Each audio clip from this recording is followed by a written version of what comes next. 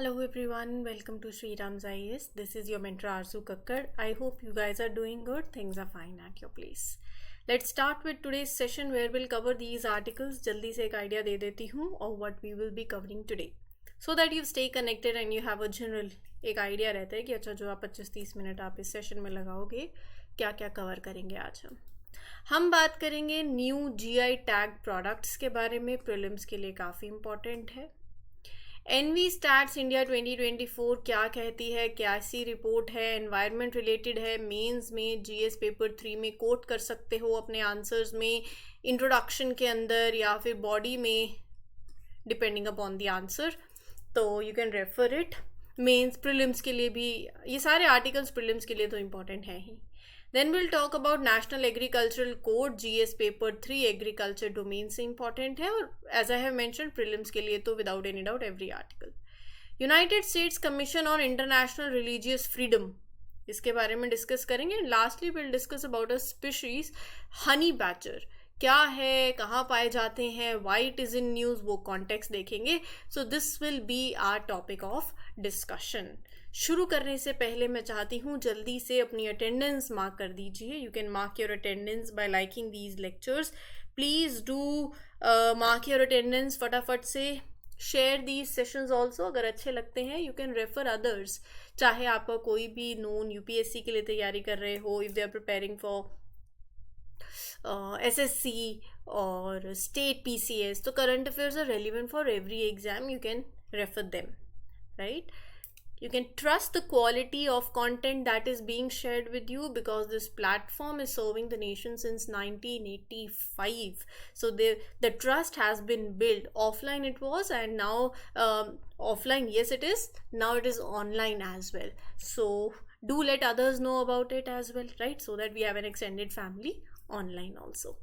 Now moving ahead with this session, let's begin with the very first article. अच्छा, comment section भी है आपके पास. As I have said, you're giving such wonderful feedbacks. Thank you for that. It feels great that you're liking these lectures and they're helping in the preparation. So same way you can share your feedbacks. Whatever is your genuine feedback coming from your heart with respect to this session, do let me know. ठीक है? Okay then. Geographical Indications Registry ने 8 products को GI tag दिया है. आसाम के हैं, कुछ food items हैं, कुछ यूनिक वेराइटीज़ हैं ऑफ राइस बियर. सो उनको जीआई टैग दिया है. 8 प्रोडक्ट्स हैं. कहाँ के हैं? आसाम के हैं. तो एक एक प्रोडक्ट को इन डिटेल लेते चलते. ठीक है, पहला क्या है, जल्दी से पढ़ो. बोडो जोंगाव. आप इसको देखो लोकल लैंग्वेज में जैसे भी आप प्रोनाउंस करते हैं, that is completely up to you. Bodo जोंगवारन या गवारा, जैसे वही आई एम सेइंग, जैसे आप इसको प्रोनाउंस करोगे. ये जो राइस बियर है इसके अंदर हाईएस्ट अल्कोहल कंटेंट होता है among the different rice beers. अब आप लगा लीजिए अराउंड 16.11%.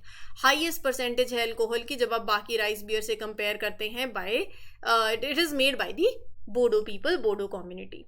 फिर उसके बाद इसको जीआई टैग मिला है बेसिकली. फिर उसके बाद है नेक्स्ट इज माइब्रा जो बिदवी.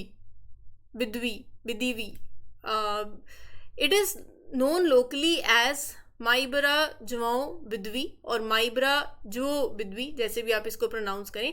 एक वेलकम ड्रिंक होती है ये भी, इसको भी जीआई टैग मिला है. It is highly valued. Guest को सर्व करी जाती है एक वेलकम ड्रिंक की तरह by the Bodo tribes. It is made by fermenting the rice. It is prepared by fermenting the rice, वो चावल that is half cooked using less water and a special ingredient that helps in fermentation. A source of yeast it is, right? Then you have Bodo Jogishi. ये rice based alcoholic drink ही है. ये बाकी varieties की तरह भी fermentation के through it is made. उसको यहाँ से अपना एक जो यूनिक फ्लेवर है और जो अल्कोहलिक कंटेंट है वो मिलता है, राइट? सो ये जो है ये जो राइस बियर्स हैं, they are the part of the cultural heritage of the Bodo community and they have been recognised for their unique qualities. Next you have certain other food products. First is Bodo Napham. अब ये क्या है? It is a dish that is made from fermented fish. ये जो the fish is placed in a sealed container, मतलब anaerobically without any air, and it left to ferment for 2 to 3 months. Then you have the next product, bodo ondula, a rice powder curry flavored with garlic, ginger, salt and alkaline substance. So it is a powder curry. Then you have bodo guakha. Guakha Guakhi भी बोलते हैं इसको, and it is basically you can say special dish that is made during their Bwisagu festival. Bwisagu festival एक important cultural festival होता है Bodo people का ही. Then you have Bodo Narzi, एक सेमी फर्मेंटेड फूड है that is made from jute leaves. Omega 3 fatty acid rich होता है, ये विटामिन रिच है, इंपॉर्टेंट मिनरल्स जैसे कैल्शियम है, मैग्नीशियम है, वो भी आप इसमें पाए जाते हैं. बहुत न्यूट्रिशियस भी होता है, डिलीशियस भी होती है. देन यू हैव बोडो अरनोई, एक traditional small beautiful cloth it is that is usually between 1.5 to 2.5 meters long, 0.5 meters wide. It is use by Bodo people. ठीक है, सो दे वर दी फूड प्रोडक्ट. तो ये आपको थोड़ा सा ध्यान होना चाहिए, जैसे जैसे GI टैग्स मिलते जाते हैं ना, तो you can prepare a list of yours. ठीक है. अच्छा हाँ, आगे बढ़ने से पहले बता देती हूँ, if you are looking out for sessions that help you in preparation for polity, so you have a complete course, और इस कोर्स के लिए not a single rupees being charge. It is absolutely free of cost on this platform only, taken by the other mentor. You can refer these sessions. No doubt in your mind आपको रखना, कोई doubt नहीं रखना कि कोई quality compromise तो नहीं हो रहा है, या कहीं कोई आपका फ्रेंड अच्छा कोई 20-30 हज़ार रुपये दे रहा है तो वहाँ बहुत अच्छा होगा क्योंकि पैसे लगे हैं. यहाँ पे फ्री वो होता है, फ्री में मिल रहा है तो हमें नॉट डाउट आता है. नहीं, ये मैंने स्टार्टिंग में ही कह दिया है. We have build that trust and you can trust this platform, the content that is being shared, चाहे वो ये sessions हों, there are other sessions also, spoon feed sessions हैं. spoon feed में basically अगर कोई एक single current affair के topic में doubt होता है तो आप refer कर सकते हो. and this daily news analysis that I take daily होता है, जो important लगता है 25-30 मिनट का session होता है, आप refer कर सकते हो. कोई भी डाउट मत रखना मन में with respect to the quality of it. ठीक है जी. अच्छा, रिवीजन प्लीज़ साथ साथ करते रहो, जब तक याद नहीं रहेगा तब तक कोई फ़ायदा नहीं है. So please do revise whatever is covered. आगे बढ़े. EnviStats India 2024 environment accounts. हाल ही ministry of statistics and programme implementation ने 7th कॉन्जिक्यूटिव एडिशन जो है इस रिपोर्ट का रिलीज किया है. So ministry of statistics and programme implementation compiled and released this publication. एक एनुअल पब्लिकेशन है जो आपको डिटेल्ड इंफॉर्मेशन या स्टैट्स देती है that is related to the environment in India. मतलब मैं आपको इसके बारे में डिटेल में बताऊंगी. It include data on various aspects, air, water, forest, land, ecosystem, सब कुछ होगा तो पॉलिसी मेकर्स के लिए अच्छा होगा ना, पब्लिक के लिए अच्छा होगा to understand the current environmental status. Environment account मतलब इट शोज हाउ, मतलब एक स्टेटिस्टिकल मेजर्स लगा लो दैट शोज कि जो आपके नेचुरल रिसोर्सेज हैं, how they are being use, how they are being effected over time. Economic impact जो है एनवायरमेंटल चेंजेस का, उसको हाईलाइट करते हैं. राइट. अभी 2024 वर्जन है, the most recent one, it is out, it is released. हर साल it is release for the 7 years, last 7 years. So बहुत ही वैल्यूएबल डेटा मिलता है to monitor India's environmental health, the interactions between the economic and social factors. You guide better the policy making for sustainable development. It helps, right? चलिए इस NV Stat India 2024 report के बारे में बात करते हैं. That is based on, it is in accordance with the system of environmental economic accounting, which helps to measure the relationship between the environment and economy. ये जो current publication है, this is 7th in the series. It covers energy accounts, ocean accounts, soil nutrient index and biodiversity. Very important कि ये publication क्या क्या cover करती है. Now see क्या कहती है, there has been around 72% increase in the number and around 16% increase in the area for total protected area during the period 2000 to 2023. जैसे नेशनल पार्क्स हैं, वाइल्ड लाइफ रिजर्व्स हैं, प्रोटेक्टेड एरियाज ही हैं, ये बड़े हैं by 72%. More land is being set aside to protect the wildlife and nature. Then you have, they are talking about mangroves ka coverage, important forests that are found along the coast. They are the part of ocean ecosystem. They have grown by around 8% increase देखने को मिला है from 2013 to 2021. Mangroves, they protect coastal areas, they support marine life. What else? The report also includes taxonomic funnel and floral diversity of India. The status of leopard, snow leopard, information on genetic conservation using data from the stakeholders, ministries, agencies. So, ये सब कुछ भी इस report के अंदर होता है. Also, the species richness of IUCN Red List of Threatened Species by the taxonomic groups has been compiled using the spatial data set from IUCN. So, it includes this everything. And as far as अच्छा system of environmental economic accounting is concerned, ये क्या है? It is a way for countries to measure their economic and the environmental effect they have. Internationally, it's an internationally agreed standards. Countries around the world, they use it to gather the data, to compile the data. So it is a international statistical standard for describing the interaction between economy and environment. It makes you understand ki how the economy uses resources like water, forest, minerals, how it impacts the environment, how much water is used by the industries, how much forest area is lost. It tracks the amount of natural resources, stocks बोल रहे हैं, जो stock of natural resources like minerals, like forest, fish, how these changes over the time, whether they are growing, whether they are shrinking, or they are being used up. So it helps countries to keep a track of their natural resources and the effect of economic activities on the environment. Right? Now it has two key parts, the two sides of it. First is central framework. It focuses on the individual resources, components of the environment like water, like energy, like minerals. I'm sorry. Land. Then you have, see, individual components पे focus करते हैं. It looks at कि अच्छा how these resources are being used by the economy, how much space is being used for activities like farming, construction, ये सब कुछ देखते हैं. Second is ecosystem accounting. This part is, you can say, more comprehensive, integrated, comprehensive, organizes data about ecosystem like forest, like river, like wetlands.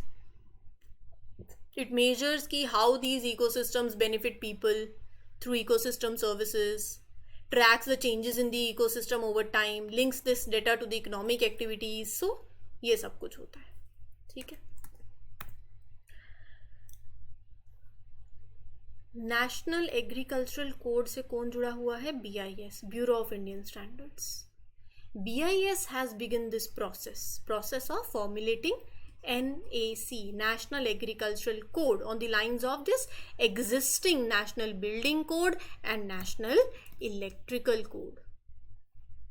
National Agricultural Code जो है, it is being developed by BIS. It is similar to the Building Code and the Electrical Code जैसे हमारे पास है. Agricultural Code का क्या मकसद है? Comprehensive standards establish करना, the best practices एस्टैब्लिश करना across the entire agricultural sector. तो ये इसका कोड का पर्पस है, कॉम्प्रिहेंसिव कवरेज देना. It will encompass the entire agricultural cycle, crop की सिलेक्शन कैसे करनी, लैंड की प्रिपरेशन, सोइंग हो गया, इरिगेशन हो गया, प्लांट हेल्थ मैनेजमेंट बताना, हार्वेस्टिंग, पोस्ट हार्वेस्टिंग प्रोसेसिंग के बारे में बताना, स्टोरेज के बारे में, ये सारा कुछ. So you can write it down. Comprehensive coverage देता है ये, पहला. तो दूसरा standardisation.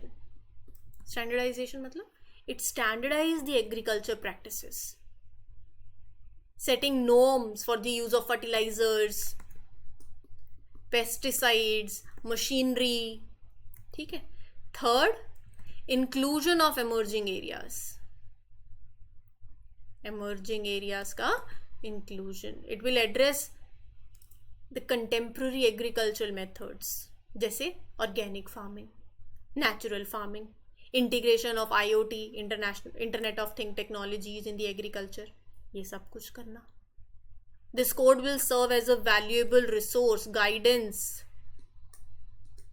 for whom?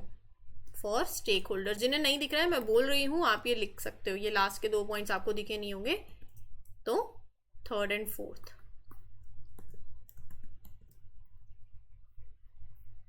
That is the purpose of it. ठीक है. So see, it covers the entire agricultural cycle. It also contains guidance note for future standardization. इसके 2 part हैं. पहला पार्ट जेनेरिक प्रिंसिपल कंटेन करता है फॉर ऑल द क्रॉप्स, और second deal करता है क्रॉप स्पेसिफिक स्टैंडर्ड्स के साथ, जैसे ऑयल सीड्स के लिए डिटेल गाइडलाइंस, वीट के लिए, पल्सेस के लिए, पैडी के लिए. So what are the objectives of implementing the NAC? ये तो मैंने आपको बता दिया. It cover all the agriculture processes, post halving operations और लैंड की प्रिपरेशन, क्रॉप की selection, primary processing, post harvesting, sustainability, record maintenance, सब कुछ ये कवर करता है. इसका ऑब्जेक्टिव क्या है इस कोड का? ये सब कुछ बता रहे हो तो यू वांट कि क्वालिटी इंप्रूव हो. You will help in enhancing the quality culture in the Indian agriculture. By providing a framework, farmers को support मिल जाएगी. It will provide guidance to the farming community.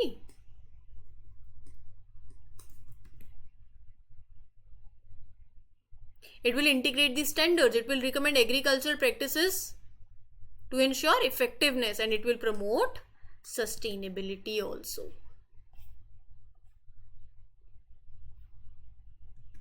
It also includes standards for input management. मतलब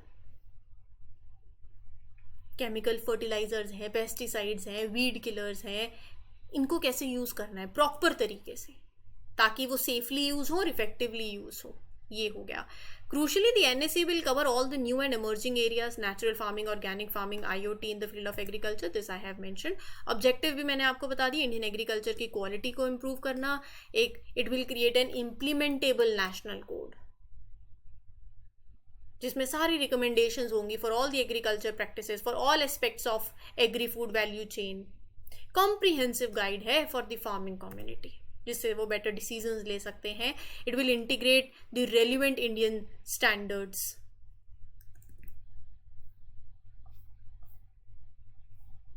It will focus on important modern farming concepts, horizontal aspects of agriculture, जैसे smart farming करें, sustainability हो, traceability हो, documentation हो, proper records हो, farming activities, right? And capacity building program. It will help in. ठीक है. चलिए अगली हेडिंग पढ़िए जल्दी से.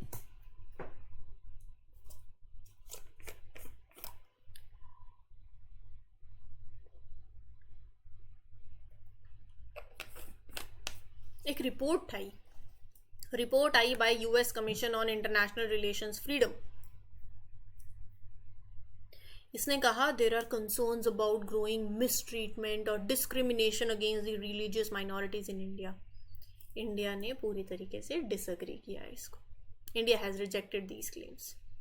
दे are not reflecting the situation of the country accurately. United States Commission on International Religious Freedom is a special group that is set up by the US government. अब वो तो देख रहे हैं, पहले तो ये ही बहुत बड़ी बात है. इसके बारे में बात करते हैं. एक independent by partisan US federal government agency है. 1988 में it was created international religious freedom act के चलते. It is an independent agency. It was created in 1998 through this law. क्या करती है? It investigates the situations the reports where people's freedom to practice their religion is being violated in different countries. अपनी findings के हिसाब से they suggest actions or policies to the US President, the Secretary of State and the Congress. Now, who makes up this commission? 9 commissioners हैं that are appointed by either the President or by the leaders from the both major political parties in Congress. They have a team of professional staff members.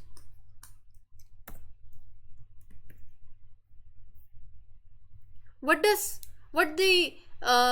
this US Commission do? They release a yearly report that focuses on religious freedom around the world.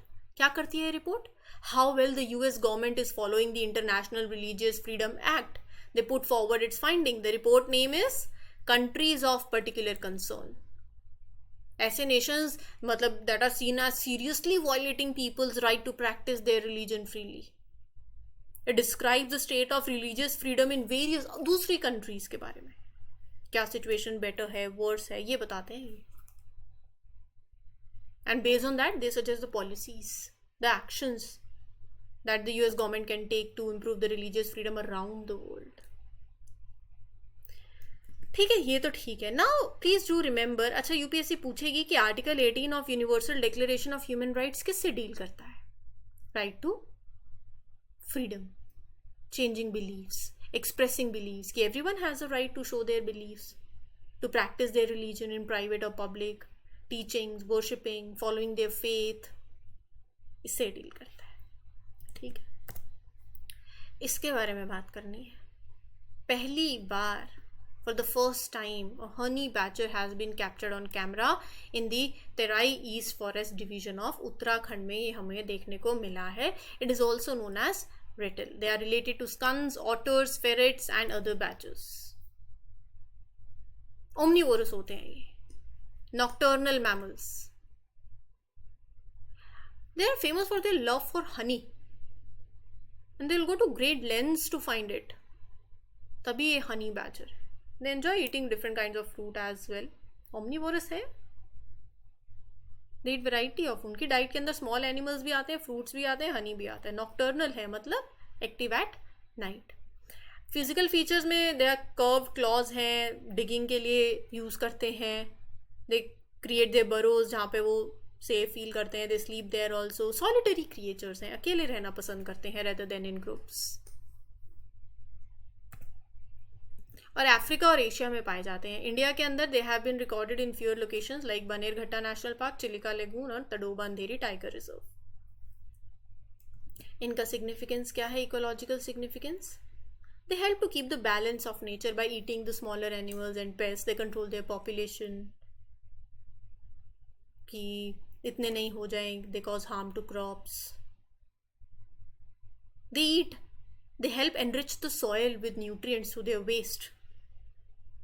Nutrient cycle में भी they contribute to by enriching the soil through their diet and waste. They are important indicators of human ecosystem health also. Their presence means that environment is diverse and thriving, जो अच्छा है for plants and animals who are living in that area also. अभी tension की बात नहीं है, least concern है और वाइल्ड लाइफ प्रोटेक्शन एक्ट में शेड्यूल 1 में है. ठीक है, so this was the whole session. I hope you understood. कोई doubt you can ask me. Otherwise please to revise. कोई पॉइंट मिस हुआ है, वीडियो आपके पास है, थोड़ा पीछे करो, पॉइंट लिख लो. ठीक है जी, इस सेशन के लिए इतना ही. Will meet you in other one. Till then take care, good luck, good wishes. This is your mentor Arzoo Kakkar signing off for today. Happy learning, all the best.